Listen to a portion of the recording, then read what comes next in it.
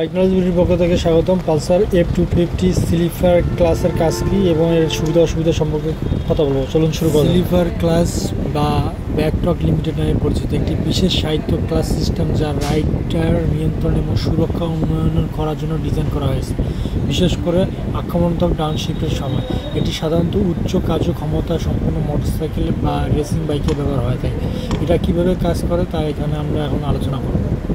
Sleeper class ইঞ্জিনের over having বন্ধ করে এবং পিছনের চাকাকে নিয়ন্ত্রণ করতে কাজ করে। বিশেষ করে যখন কোনো দ্রুত ব্রেক করার প্রয়োজন পড়ে তখন পিছনের চাকা ইঞ্জিনের পাওয়ারের চেয়ে বেশি গতিতে আর ঘুরতে থাকে।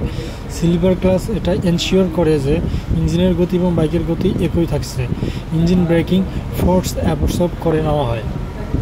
বিশেষ করে এটি স্পোর্টস বাইক এবং রেসিং বাইকে আসলে বেশি দেখা যায়। এটি রাইড করা আরও নিরাপদ এবং নিয়ন্ত্রণযোগ্য রাইডিংয়ের অভিজ্ঞতা আসলে দেয়।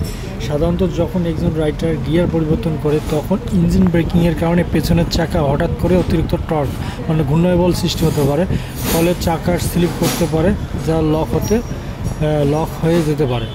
এবং দ্বিতীয়ত হচ্ছে স্লিপার ক্লাসের এই সমস্যাটা সমাধান করে যখন পেছনের চাকা অতিরিক্ত টর্ক তৈরি করে এবং তখন ক্লাসটি আংশিক স্লিপ করে এবং পিছলে যায়। এতে ইঞ্জিনের গতি এবং পিছনের চাকার গতির মধ্যে একটি সামঞ্জস্য বজায় রাখে, ফলে চাকা লক হওয়া বা স্লিপ করার সম্ভাবনা কমে যায়। রাইডার শ্রমিত হয়ে গিয়ার পরিবর্তন করতে পারে, বিশেষ করে যখন দ্রুত ব্রেক করার দরকার হয়, টার্নিংয়ের সময় গিয়ার ডাউন শিফট করা হয়, তখন এই সুবিধা আসলে বেশি পাওয়া যায়।